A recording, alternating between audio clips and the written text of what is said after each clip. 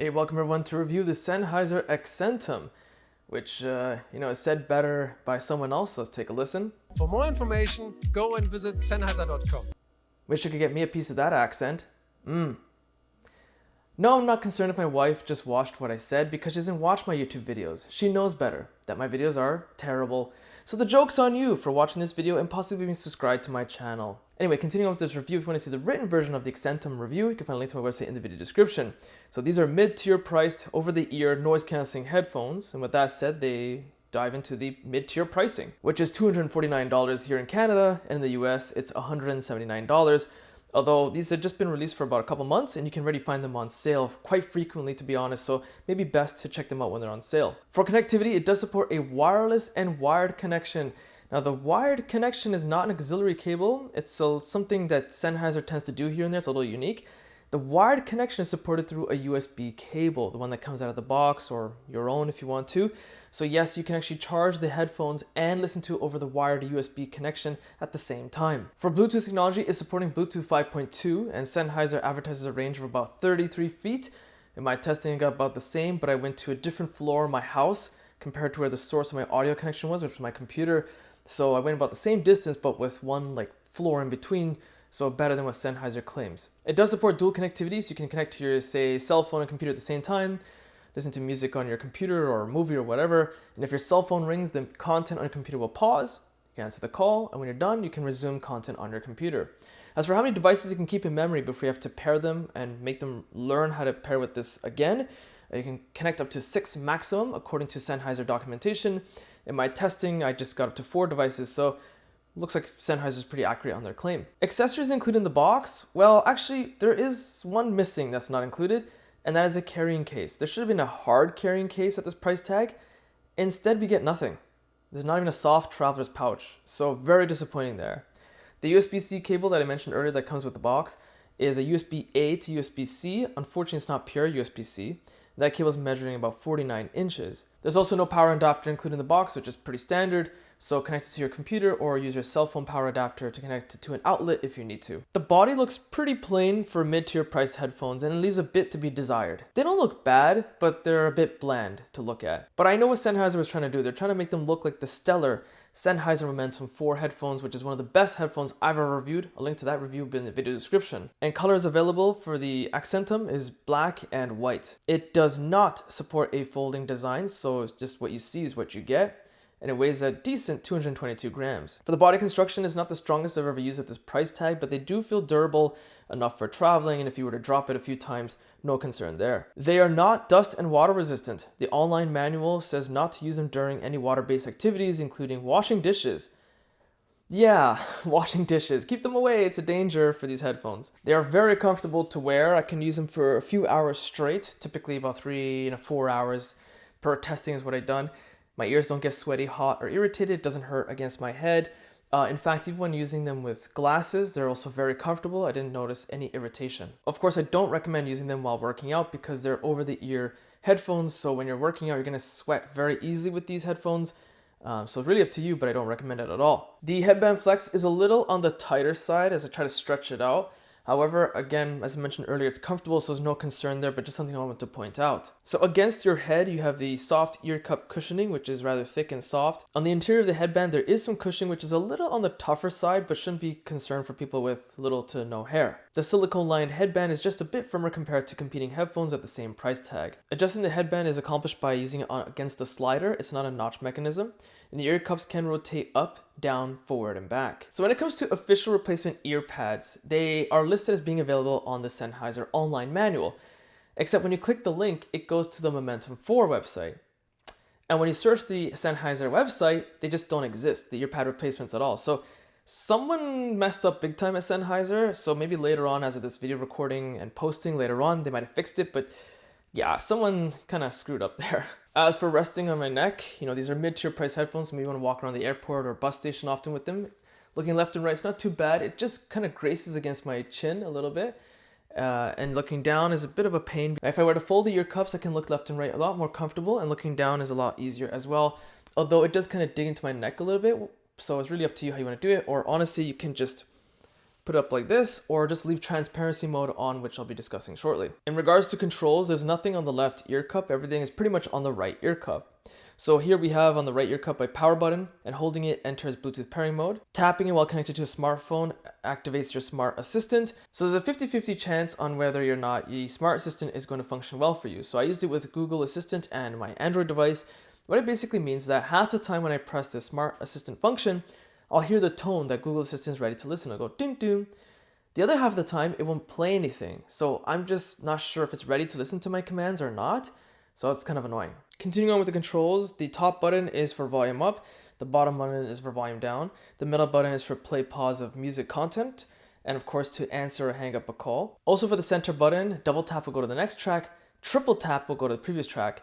It's a little annoying, especially because the center button is rather small. There is like a little notch indication to let you know when you're touching it based on your fingers. But because the control buttons are a little on the smaller side, it's annoying to press.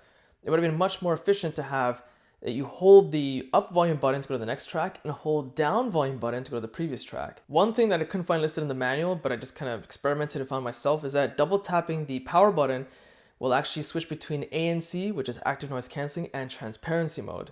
There's no passive play pause mode available, which is not expected on a mid-tier price tag, so let it slide. What that basically means is that when you have the headphones on, you listen to content, everything's cool. When you take the headphones off, it'll automatically pause content, putting it back on, it'll automatically resume. Again, that's not available, but not a big deal. Okay, so Sennheiser kind of advertises as like the junior mid-tier version of the Momentum 4s, which again are one of the best headphones I've ever reviewed. So let's talk about ANC, how it compares, well, at the mid-tier price level. It actually performs really well, surprisingly well. One of the better ones that I've ever reviewed at the mid-tier price point. When it comes to low humming sounds, it'll perform great. Is it the best you'll get for, say, traveling on a plane? No, you might want to go for the Momentum 4s, for example, or the Bose Quiet Comfort Ultras, but those are much more expensive. At this price point, you can get away with using it on a plane if your content is playing a little bit on the louder side. It'll do the job for that type of traveling. Now, when it comes to blocking out vocals, so for example, if you're at a bus terminal or on a bus station, people talk frequently, the conversations can come through. So people are talking within a few feet of you. You can just kind of make out what people are saying. You can actually understand their conversation. But if you're playing audio, so like a podcast where you have to really listen to what's being said, it'll still work adequately for you. So honestly, I would say that this is like the passing grade to use on a plane or public transportation with people talking vocals in terms of ANC performance. It does not bad.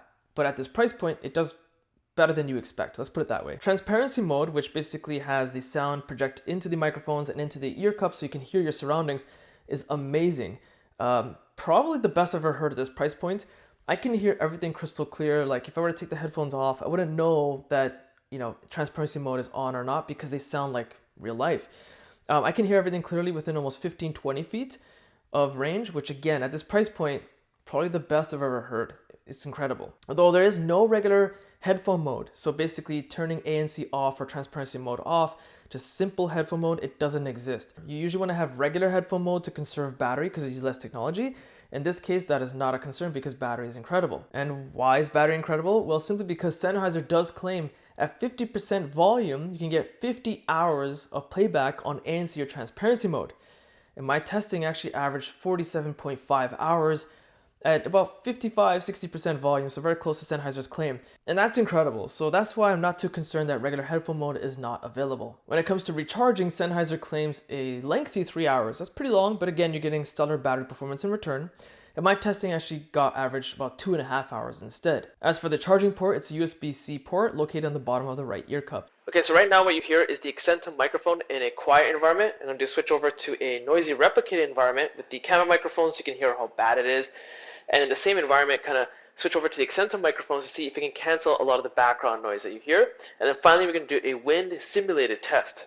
Alright, so right now all the audio that you hear is from the camera microphone. It's pretty noisy as you can tell. I'm switching over to the ACCENTUM microphones right now as I'm just talking away, see if you can cancel a lot of background noise. I'm going to stop talking for a few seconds so you can listen for yourself.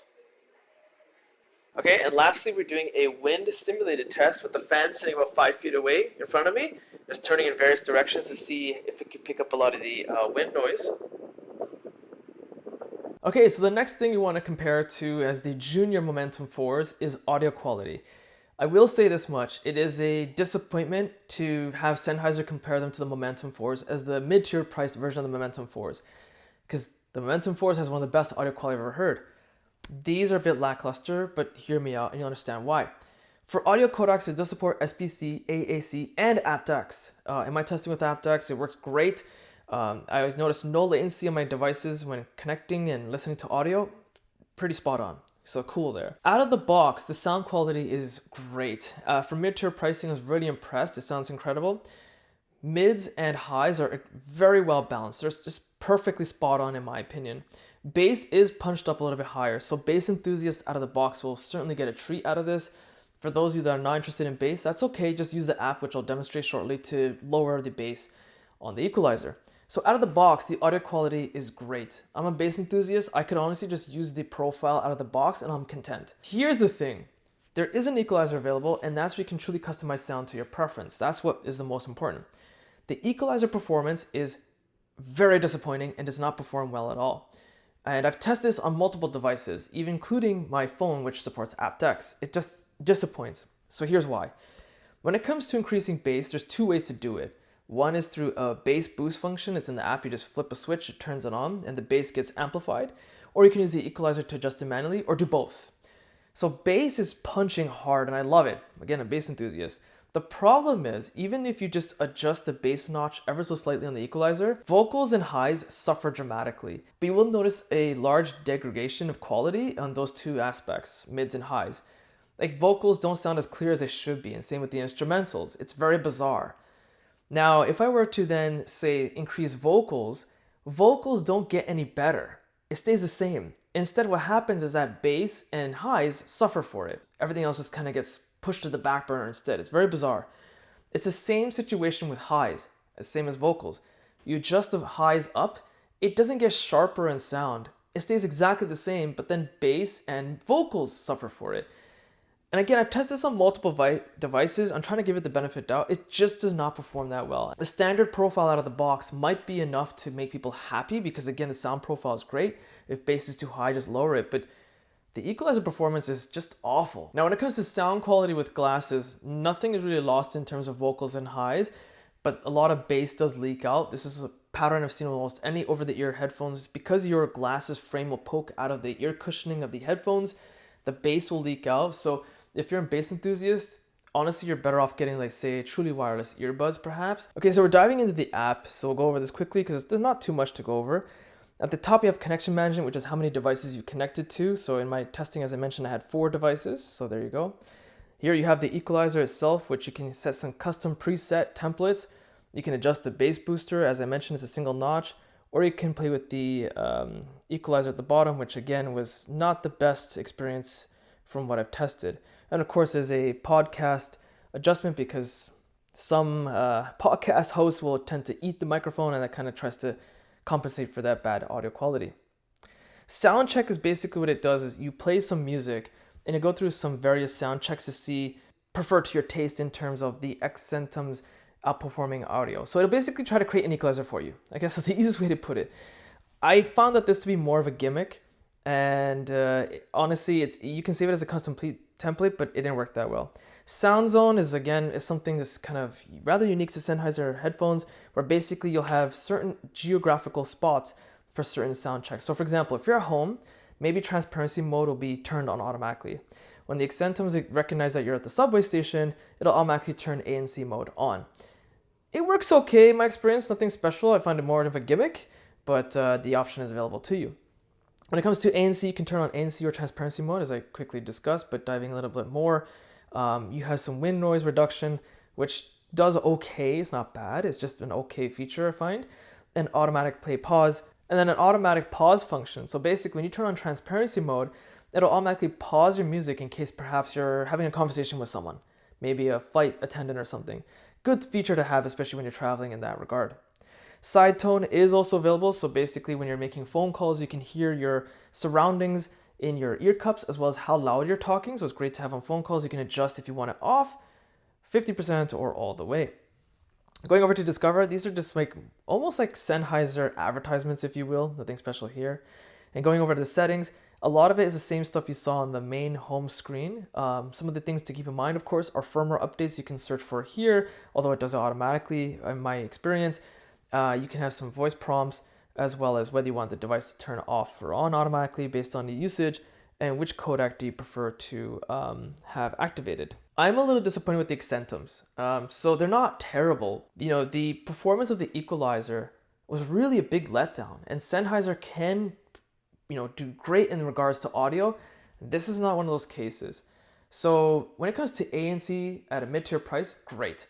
Audio, again, the basic profile is good, but if you were looking for equalizer adjustment to really fine-tune sound to the way you want, not that great in that regard. So I'll let you decide what you think, and that's a wrap for this video. So if you found this video useful, be sure to check out my social links and website link in the video description. Hit the like button, it does help, subscribe, and thanks for watching.